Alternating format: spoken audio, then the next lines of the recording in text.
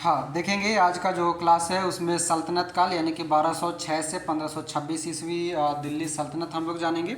इससे पहले हम लोगों का आधुनिक भारत जो मेन टॉपिक था वो समाप्त हो चुका है ना। और मध्यकालीन का सबसे पहला चैप्टर जो है हमारा सल्तनत का।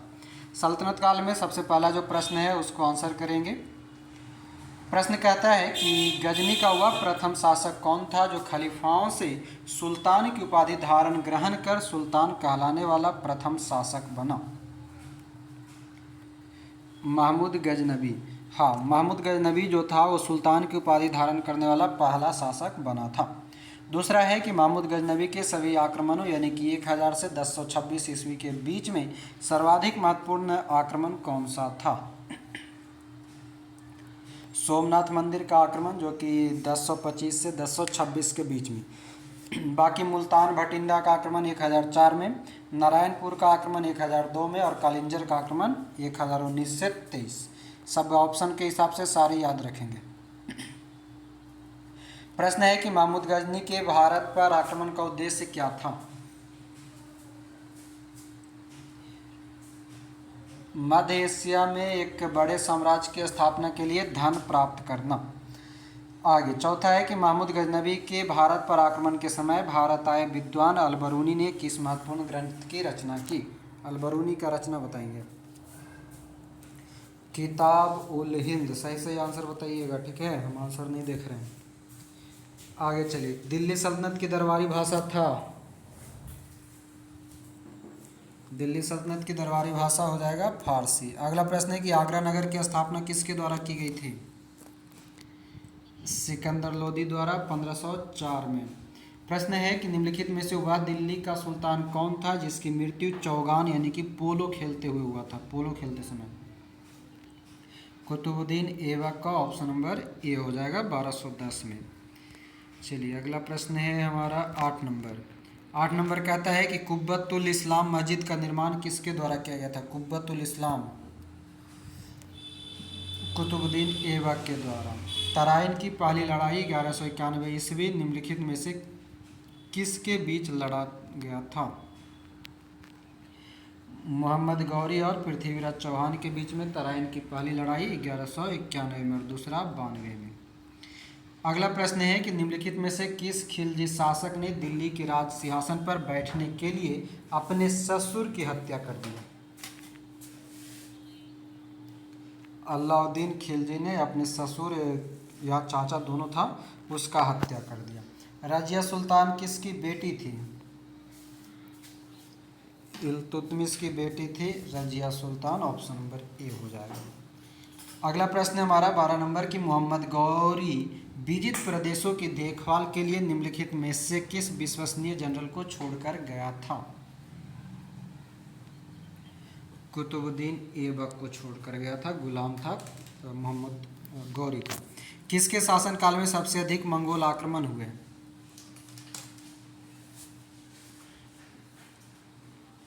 अलाउद्दीन खिलजी के समय में मंगोल आक्रमण हुआ था सबसे ज़्यादा। तराइन के द्वितीय युद्ध में किसने किसको पराजित किया। मोहम्मद गौरी ने पृथ्वीराज चौहान को। हाँ, पहला युद्ध में पृथ्वीराज चौहान जीतता है, दूसरा में हार जाता है। दूसरा तराइन का युद्ध कब होगा। 1192 में। 15 नंबर है कि सन 1329 और 1330 के बीच किसने तांबे के सिक्के के रूप में प्रमाण स्वरूप मुद्रा सांकेतिक मुद्रा प्रचलित की। मोहम्मद बिन तुगलक ने सांकेतिक मुद्रा चलाया था, ठीक है। चलिए आगे आएंगे 16 नंबर। 16 नंबर कहता है कि दिल्ली के किस सुल्तान को इतिहासकारों ने विरोधों का मिश्रण कहा है। विरोधों का मिश्रण। मोहम्मद बिन तुगलक। लोदी वंश का अंतिम शासक कौन था। इब्राहिम लोदी। अंतिम लोदी वंश का शासक इब्राहिम लोदी था। और पहला कौन था। बहलोल लोदी। संस्थापक बहलोल लोदी और अंतिम इब्राहिम लोदी। इनाम भूमि किसे दिया जाता था। विद्वान और धार्मिक व्यक्ति को। प्रश्न, हाँ प्रश्न बढ़िया है, याद रखेंगे। इनाम जो है विद्वान और धार्मिक व्यक्ति को दिया जाता था। प्रश्न है कि उत्तरी भारत की प्रथम मुस्लिम महिला शासक या दिल्ली पर राज करने वाली पहली महिला शासक कौन थी। रजिया सुल्तान, जो कि इल्तुतमिश की बेटी थी। दिल्ली के प्रथम सुल्तान कौन थे जिन्होंने दक्षिण भारत को पराजित करने का प्रयास किया? अलाउद्दीन खिलजी ने दक्षिण भारत को भी जीता, मतलब प्रयास किया। यात्री इब्न बतूता कहाँ से आया था? मोरक्को से। हाँ देखिए, ये वाला प्रश्न कल बीएड वाला में पूछा था ना, कल बीएड के प्रश्न में ये था। आइए 22 नंबर, भारत का प्रथम तुर्क आक्रमण करने वाला था? महमूद गजनबी। हाँ, पहला जो तुर्क था वो महमूद गजनबी था। निम्नलिखित में से कौन अपने को बुद्ध सिक्कन यानी कि मूर्ति भंजक कहता था? महमूद गजनबी। गजनबी जो है ये गजब ढाता था और मूर्ति को ढा देता था, ठीक है। गंजा व्यक्ति मूर्ति तोड़ता था। आगे, महमूद गजनबी ने कौन सी उपाधि धारण की?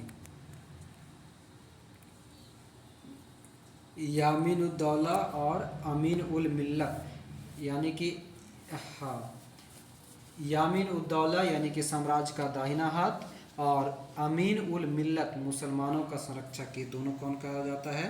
महमूद गजनबी को कहा जाता है। 25वां है कि महमूद गजनबी ने भारत में प्रथम आक्रमण किस राज्य के विरुद्ध किया?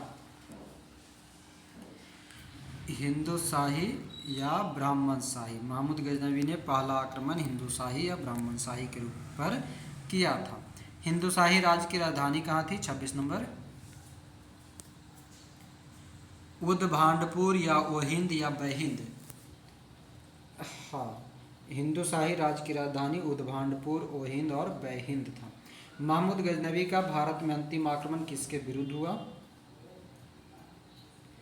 जाटों के विरुद्ध हुआ था, जाते समय किया था। हिंदूशाही राज्य का कौन सा शासक तुर्कों से बार बार पराजित होने के कारण ग्लानिवश आत्मदाह कर लिया था?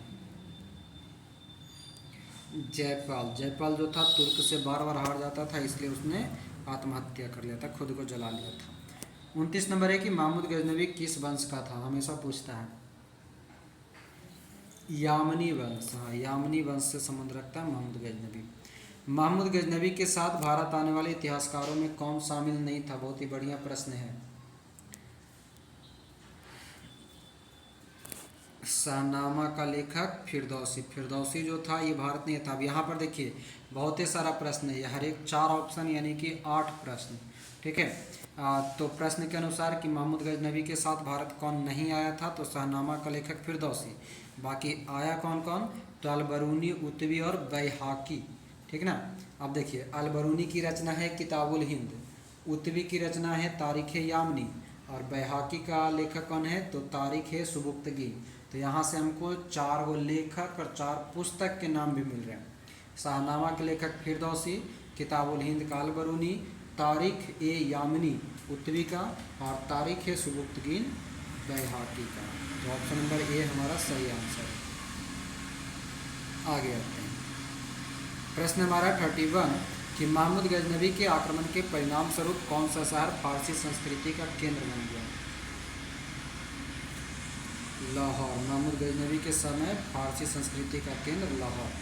निम्नलिखित में से किसने ढोल की तेज आवाज़ के साथ एक महिला का अपने पति की चिता के साथ स्वतः को जला देने का दृश्यों का भयानक चित्रण किया? इब्न बतूता ने बनाया। भारत में मुस्लिम राज्य का संस्थापक माना जाता है मोहम्मद गौरी। हाँ, मुस्लिम राज्य का पहला संस्थापक बोलेगा तो मोहम्मद गौरी, पहला तुर्क बोलेगा तो गजनबी। चलिए आगे है, किसने इक्तादारी प्रथा चलाया? इल्तुतमिश। लाख बख्श के नाम से जाना जाने वाला भारतीय शासक? कुतुबुद्दीन ऐबक।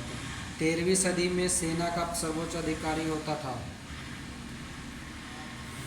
खान। 13वीं सदी में सेना का सर्वोच्च अधिकारी खान होता था। आगे है कि भारत में गुलाम वंश का संस्थापक कौन था? कुतुबुद्दीन ऐबक।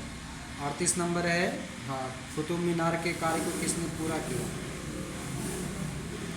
इल्तुतमिश। कुतुब मीनार ने नींव डाला था और इल्तुतमिश ने पूरा किया। हाँ, अगला देखेंगे 39 है कि निम्नांकित में से दिल्ली का पहला तुगलक सुल्तान कौन था? दिल्ली का पहला तुगलक गियासुद्दीन तुगलक, हाँ तुगलक वंश का संस्थापक है। आगे है कि पंजाब के हिंदुशाही राजवंश को किसने स्थापित किया, 40 नंबर। कल्लर, पंजाब के हिंदुशाही राजवंश की स्थापना किया था कल्लर ने। वह रोमन सम्राट अगस्टस की भांति सावधान था कि वह दूसरों की शक्तिशाली न लगे और वह दूसरों के स्तर से अधिक न लगे। यह संदर्भ किसका है, बहलोल लोदी। बहलोल लोदी का है कि वह रोमन सम्राट अगस्टस की भांति सावधान था कि वह दूसरों की शक्तिशाली न लगे और दूसरों के स्तर से अधिक न लगे, मतलब कि अपना क्षमता छुपाता था।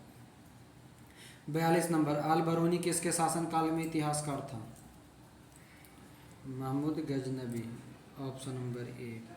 अगला है 43, सुमेलित करना है सूची 1 को सूची 2 से। निजामुद्दीन औलिया सूफी संत हुआ करता था। मलिक काफूर 1000 दिनारी के नाम से जाना जाता है। अलाउद्दीन खिलजी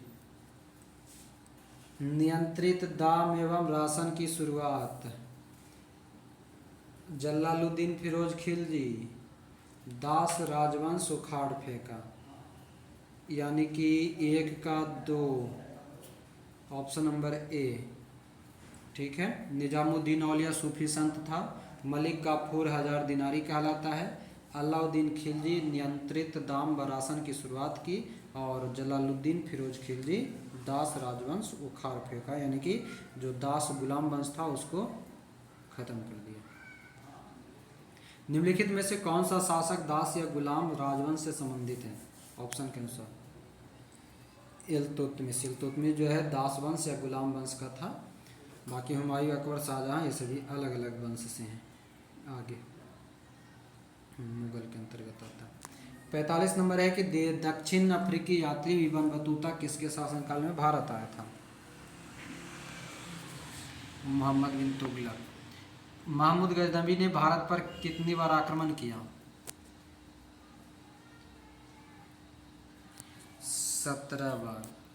किसने अपने आप को खलीफा घोषित किया था, अपने आप को खलीफा किसने घोषित किया, मुबारक खां खिलजी, ठीक है, ऑप्शन नंबर डी। लोदी वंश का संस्थापक कौन था, बहलोल लोदी। भारतीय इतिहास में बाजार नियमों या मूल्य नियंत्रण पद्धति की शुरुआत किसने की थी, अलाउद्दीन खिलजी। वाला प्रश्न अक्सर पूछते रहता है। राज्य संबंधों में उलेमा के दखल का विरोध किस सुल्तान ने किया, अलाउद्दीन खिलजी ने। अल बरूनी द्वारा रचित पुस्तक किताबुल हिंद या तारीख उल हिंद में किन विषयों की समीक्षा की गई,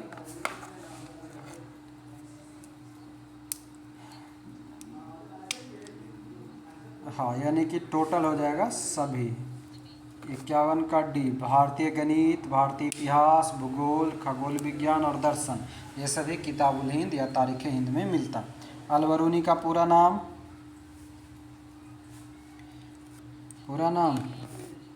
अबू रेहान मोहम्मद। अल बरूनी का पूरा नाम था अबू रेहान मोहम्मद। प्रश्न है कि अल बरूनी के अनुसार अत्यंज यानी कि चतुवर्ण के नीचे का वर्ण में शामिल था, कौन कौन सा अल बरूनी के अनुसार, धोबी, मोची, जादूगर, डालिया व ढाल बनाने वाला, नाविक, मछुआ, ब्याज, जुलाहा, यानी कि सभी। ये सभी हो जाएगा। 54 नंबर है 11वीं सदी के भारत का दर्पण किसे कहा जाता है, भारत का दर्पण, किताबुल हिंद। किताबुल हिंद किसकी रचना है, अल बरूनी का। अगला है कि बहिंद का युद्ध 1008 से 9 निम्नलिखित में से किनके बीच लड़ा गया था, बहिंद का युद्ध, महमूद गजनबी और आनंदपाल, आनंदपाल के बीच और महमूद गजनबी के बीच बहिंद का युद्ध हुआ था। दिल्ली सल्तनत का वह प्रथम सुल्तान कौन था जिसने स्थायी सेना रखा, अलाउद्दीन खिलजी। सुल्तान अलाउद्दीन खिलजी के बाबत के संबंध में, मतलब बात के संबंध में निम्नलिखित कथनों पर विचार कीजिए और कथन सही चुनना है। तो हो जाएगा अलाउद्दीन खिलजी ने अनाज के दाम नियत किए। अलाउद्दीन खिलजी पहला सुल्तान था जिसने सैनिकों को नगद वेतन दिया। अलाउद्दीन खिलजी के शासनकाल में किसानों द्वारा किए गए भू राजस्व का अंश फलन के आधे तक बढ़ा दिया गया, मतलब 1/2 कर दिया गया। सही हो जाएगा सभी। चलिए अगला प्रश्न है हमारा 58। दिल्ली के निम्नलिखित सुल्तानों में से किसने तैमूरी शासक मिर्जा शाहरुख के अधिराज्य से में आना स्वीकार किया? खिजर खां सैयद, मतलब कि सैयद वंश वाला जो था खिजर खां वो। निम्न में से कौन गुलरुखी के उपनाम से कविताएं लिखता था? सिकंदर लोदी लिखता था गुलरुखी में। अगला देखेंगे 60 नंबर कहता है कि निम्न में से कौन सा कथन रजिया सुल्तान के संबंध में असत्य है? प्रश्न बढ़िया से पढ़ेंगे। असत्य मतलब गलत है। ऑप्शन नंबर डी जो है वो आपका गलत हो जाएगा। बाकी देखिए सही क्या कहता है, तो कहता है कि रजिया सुल्तान इल्तुतमिश ने वंशानुगत राजतंत्र स्थापित करने की कोशिश की और पुत्रों की अयोग्यता के कारण रजिया को उत्तराधिकारी मनोनीत किया। ठीक है। दूसरा कहता है कि 1236 ईस्वी में जनता के सक्रिय सहयोग से रजिया सुल्तान दिल्ली की सुल्तान बनी। तीसरा है उसने हबशी सरदार मलिक याकूत को नवाब मलिकत के पद पर नियुक्त किया। बाकी चौथा क्या कहता था जो गलती है, तो कहता है कि रजिया ने सर्वप्रथम तुर्क सामंत वर्ग की शक्ति को सुदृढ़ता प्रदान करने की कोशिश की और गैर तुर्की शासक वर्ग को शक्तिहीन बना दिया। ये कथन गलत है। चलिए प्रश्न है 61। हाँ, निम्न में से कौन सा कथन बलवन के संबंध में असत्य है? बलवन के बारे में खोजना, आंसर करेंगे। तो यहाँ पर क्या हो जाएगा 61 का ऑप्शन नंबर डी हो जाएगा। और उसके अनुसार यहाँ पर कि पूछा था असत्य, यानी कि यहाँ पर जो भी ऑप्शन है वो सब सत्य है। क्या क्या सत्य है, तो उसने चालीसा दल यानी कि चहलगानी से संबंधित सामंतों का दमन किया, मतलब नष्ट कर दिया। कानून एवं व्यवस्था की बहाली के लिए उसने लौह एवं रक्त की नीति अपनाई। उसने केंद्रीय सैन्य विभाग दीवाने अर्ज की स्थापना की। अगला 62 नंबर, दिल्ली पर शासन करने वाले निम्न वंशों का सही क्रम क्या है? गुल खिले तो सैयद लोदी, गुलाम खिलजी तुगलक सैयद लोदी। ठीक है, ऑप्शन नंबर बी हो जाएगा। 63 नंबर है कि मोहम्मद गौरी के आक्रमणों का निम्न में से कौन सा परिणाम नहीं हुआ?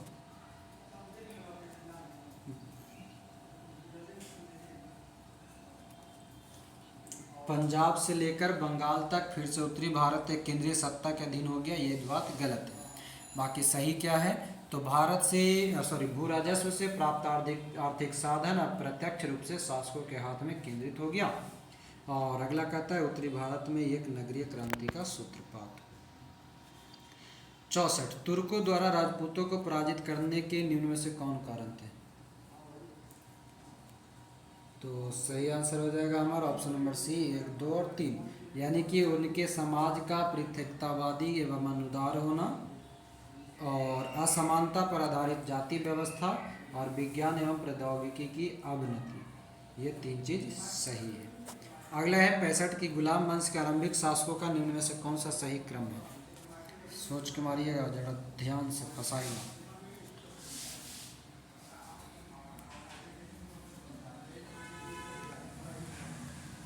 हाँ, पहले कुतुबुद्दीन ऐबक के बाद 8 महीने के लिए आराम शाह आता है, फिर आराम शाह को मार करके इल्तुतमिश बनता है। इल्तुतमिश के बाद उसकी बेटी रजिया सुल्तान बनती है। ऑप्शन नंबर बी हो जाएगा। 1, 4, 2, 3 आगे। अलाई दरवाजा निम्न में से किसका मुख्य द्वार है? कुतुब मीनार का। हाँ, अगला है 67 की निम्न को सुमेलित करें। ठीक है, और 68, हाँ चलिए। तो हिंदुओं द्वारा दिया जाने वाला भूमि कर खराज, युद्ध की लूट में राज्य का 1/5 भाग खुम्स, मुस्लिमों द्वारा दिया जाने वाला भूमि कर, मुस्लिमों द्वारा ओस्र, मुस्लिमों पर लगाने वाला धार्मिक कर जकात।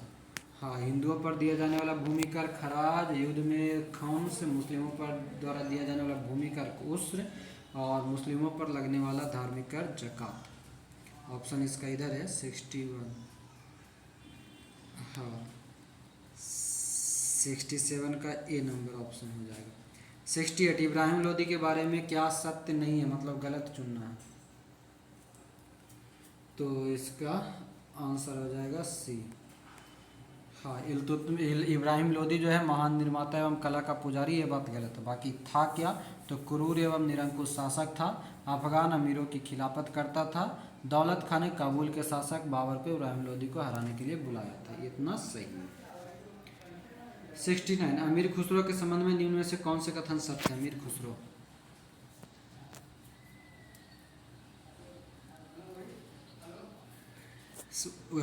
कौन कौन, तो वे सूफी संत शेख निजामुद्दीन औलिया के शिष्य थे, वे जलालुद्दीन फिरोज खिलजी के दरबारी कवि थे, उन्होंने भारतीय वाद्य यंत्र बीना एवं ईरानी वाद्य यंत्र तंबूरा के मिश्रण से सितार का आविष्कारक थे। क्या पूछ क्या रहा है, कथन सत्य है। उन्होंने ख्याल गायकी का आविष्कार किया, ठीक तो है। ईरानी वाद्य यंत्र और तंबूरा, ठीक है। ऑप्शन नंबर ए हो जाएगा, ऑप्शन नंबर ए हो जाएगा। सत्य पूछ रहा है ना। चलिए आगे। 70 नंबर है कि दिल्ली सल्तनत के पतन के लिए निम्न में से कौन से कारण उत्तरदायी है। पतन के लिए दुर्बल प्रशासन, तैमूर का आक्रमण, और अधिग्रहण की स्पष्ट नीति का अभाव। अगला है कि निम्न में से किसका आक्रमण भारत पर किया गया द्वितीय तुर्क आक्रमण था। दूसरा तुर्क आक्रमण मोहम्मद गौरी का पहला तुर्क आक्रमण था, दूसरा तुर्क आक्रमण था। मोहम्मद गौरी किस वंश का था। ससवनी वंश। गौरी बोलेगा तो ससवनी, और गजनी बोलेगा तो यामनी। आगे, मोहम्मद गौरी को किस अन्य नाम से भी जाना जाता है। शहाबुद्दीन, मोइजुद्दीन और मोहम्मद बिन शाम। मोहम्मद बिन शाम। शहाबुद्दीन धर्म का ज्वलंत नक्षत्र, मुजीउद्दीन और मोहम्मद बिन शाम। अगला है कि मोहम्मद गौरी ने 1175 ईस्वी में भारत पर पहला आक्रमण किस राज्य के खिलाफ किया। मुल्तान करमाथी शासक। मोहम्मद गौरी ने 1775 में पहला आक्रमण किया था मुल्तान पर करमाथी शासक पर। भारत का वह पहला शासक कौन था जिसने मोहम्मद गौरी को पराजित किया। सोलंकी शासक भीम द्वितीय ने भारत का पहला शासक था जिसने मोहम्मद गौरी को पराजित किया, तो भीम द्वितीय। मोहम्मद गौरी एवं पृथ्वीराज चौहान के बीच विवाद का मूल में था कौन सा। भटिंडा, तावर हिंद। भटिंडा को ही तावर हिंद भी कहा जाता है। Option number A. Mohammad Ghori का सर्वाधिक महत्वपूर्ण भारतीय आक्रमण तराइन का दूसरा युद्ध, ठीक है। 77 का हो जाएगा ऑप्शन नंबर सी। हाँ, 1192। मोहम्मद गौरी एवं कन्नौज के राजा जयचंद के मध्य 1194 ईस्वी में हुआ युद्ध किस नाम से प्रसिद्ध है। चंदावर का युद्ध 1194 में जयचंद और मोहम्मद गौरी। मोहम्मद गौरी का अंतिम आक्रमण किसके विरुद्ध हुआ था। पंजाब के खोखर के विरुद्ध हुआ था, खोखर जाति के विरुद्ध। आगे है हमारा कि तराइन का द्वितीय युद्ध ऐसा निर्णायक युद्ध समझना चाहिए जिसने भारत पर मुसलमानों के आधारभूत सफलता निश्चित कर दिया। बाद में होने वाले आक्रमण इसके परिणाम मात्र थे। किसका कथन है। B.A. स्मिथ का। 81 है कि मोहम्मद गौरी के किस सेनापति ने बिहार विजय, बंगाल विजय एवं असम पर आक्रमण किया था। इख्तियारुद्दीन मोहम्मद बिन बख्तियार खिलजी। हाँ, ध्यान दीजिएगा, बिहार विजय करेगा 1202-3 में, बंगाल विजय करेगा 1204-5 में, और असम पहुंचेगा 1206 में। बख्तियार खिलजी। भारत में मुस्लिम राज्य का संस्थापक मोहम्मद गौरी को माना जाता है, परंतु भारत में स्वतंत्र मुस्लिम राज्य का संस्थापक किसे कहा जाता है। बड़ा बढ़िया प्रश्न है। हाँ, तो 82 का सही आंसर हो जाएगा कुतुबुद्दीन ऐबक। क्या कहता है कि भारत में मुस्लिम राज्य का संस्थापक मोहम्मद गौरी को, परंतु स्वतंत्र मुस्लिम राज्य का संस्थापक तो कुतुबुद्दीन ऐबक। अलाउद्दीन खिलजी के आक्रमण के समय देवगिरी का शासक कौन था? रामचंद्र देव। जब उसने राजस्व प्राप्त किया तो वह शरीयत के नियमों और आदेशों से पूर्णतया स्वतंत्र था। बर्नी ने यह कथन के सुल्तान के लिए कहा। अलाउद्दीन खिलजी। सल्तनत काल में भू राजस्व का सर्वोत्तम ग्रामीण अधिकारी कौन था? चौधरी। सल्तनत काल में भू राजस्व का सर्वोत्तम ग्रामीण अधिकारी चौधरी। तैमूर के आक्रमण के बाद भारत में किस वंश का राज स्थापित हुआ? सैयद वंश। तैमूर के बाद सैयद वंश। निम्नलिखित में से किस सुल्तान के दरबार में सबसे अधिक गुलाम थे? Firoz Shah, sorry, option number D हो जाएगा, फिरोज तुगलक। निम्नलिखित में से किस सुल्तान ने बेरोजगारों को रोजगार दिया? फिरोज तुगलक। हाँ। निम्नलिखित में से किस सुल्तान ने फलों की गुणवत्ता सुधारने के लिए उपाय किए? Firoz Tughlaq, option number B. Nalanda विश्वविद्यालय के विनाश का कारण है? मुसलमान। बख्तियार खिलजी था, मुसलमान था। तबकात नासरी के लेखक कौन था?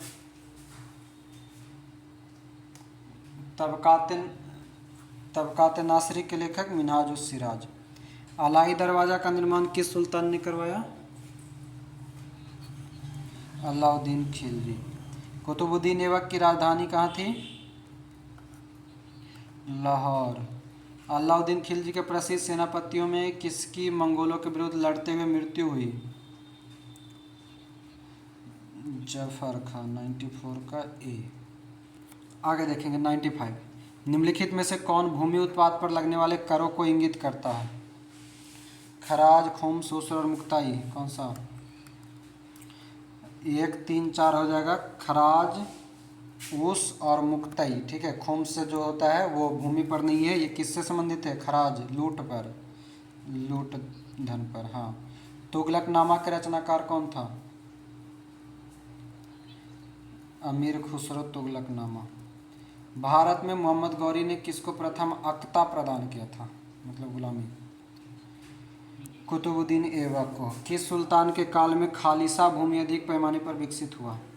खालसा भूमि। अलाउद्दीन खिलजी। सल्तनत काल के सिक्के टंका, ससगनी और सीतल किन धातुओं के बने होते थे? क्रमशः बताना है। चांदी, चांदी और तांबा। जी हाँ। टंका जो है चांदी, ससगनी चांदी और जीतल तांबा। टंका चांदी, ससगनी चांदी और जीतल तांबा का था। आइए एक और प्रश्न है। अमीर कोही कृषि विभाग नामक एक नया विभाग किस सुल्तान द्वारा शुरू किया गया? 100 नंबर। मोहम्मद बिन तुगलक के द्वारा। अमीर कोही कृषि विभाग नामक एक नया विभाग जो है वो मोहम्मद बिन तुगलक द्वारा। तो ये 100 प्रश्न पे ही रखते हैं। बाकी के जो आगे के 90 प्रश्न हैं, 92 प्रश्न, उसको अगले पार्ट में कर लेंगे हम लोग, छोटा छोटा तोड़ के। और उसके बाद अगला जो सल्तनत काल, कल तो यही होगा, इसी का 92 प्रश्न हो जाएगा। उसके बाद जो है विजयनगर और अन्य प्रांतीय राज्य हो जाएगा एक दिन। ठीक है। होमवर्क में भी 2 दिन का दिए होंगे ना सल्तनत काल, उसके अनुसार। तो इसको यहीं पर रखते हैं। अभी के लिए सबको धन्यवाद।